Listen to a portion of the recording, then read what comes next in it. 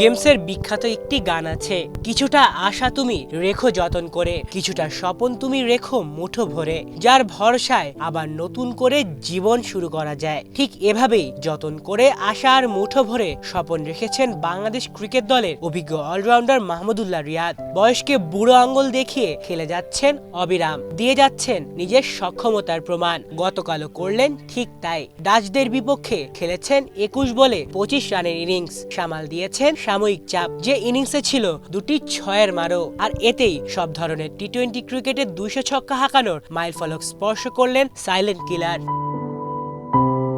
জেমসের ওই গানের মতো করেই যদি বলি, তাহলে মাহমুদুল্লাহর আশার স্বপনের ভরসায় হয়তো বাংলাদেশের ক্রিকেট নতুন করে জীবন শুরু করে। নতুন ছন্দে ক্রিকেট উৎসবে মাতে ভক্তরা, যারা সপ্তাহব্যাপী ক্রিকেটার নিয়ে নেতিবাচক মন্তব্য করে আবারও বেহায়ার মতো খেলা দেখতে বসে, তারা হয়তো এই বুড়ো রিয়াদের আশা আর স্বপনের কারণেই দেখে। টি-20 বিশ্বকাপের 15তম ম্যাচে এসে আসর শুরু করে বাংলাদেশ। বোলারদের দাপুটে বোলিং ছিল, কিন্তু 125 রানের ছোট্ট লক্ষ্য পেরোতে গিয়ে আশা নিরাশার দোলাচল দেখাতে দেখাতে নোক কামড়ানো উত্তেজনা ছড়িয়ে শেষ পর্যন্ত জয় দিয়ে বিশ্বকাপ যাত্রা শুরু করে টিম বাংলাদেশ। কিন্তু রয়ে গেল সেই ব্যাটিং ব্যর্থতার দগদগে ক্ষত। সেই ম্যাচেও দলকে টেনে নিয়ে শেষমেশ বীরগাথা লিখলেন রিয়াদ। এর পরের ম্যাচে প্রোটিয়াদের বিপক্ষে হয়তো দলকে জয় এনে দিতে পারেননি, কিন্তু শেষমেশ দলকে লড়াইয়ে রেখেছিলেন ঠিকই। এটাই তো রিয়াদ, লড়বেন নয়তো জিতবেন।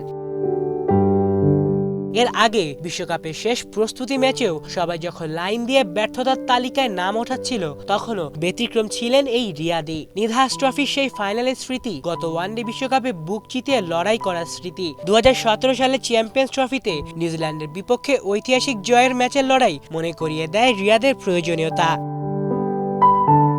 দেশের বিভিন্ন ক্রিকেটাররা যখন নানা কারণে সমালোচিত হন, ট্রলের শিকার হন কিংবা নেতিবাচক শিরোনাম হন, তখন রিয়াদি এক উজ্জ্বল দৃষ্টান্ত।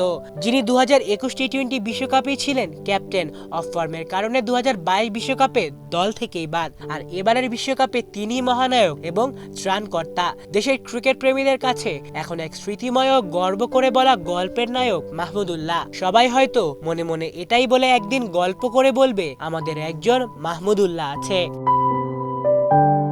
আলিফ চৌধুরী, বাংলা ভিশন।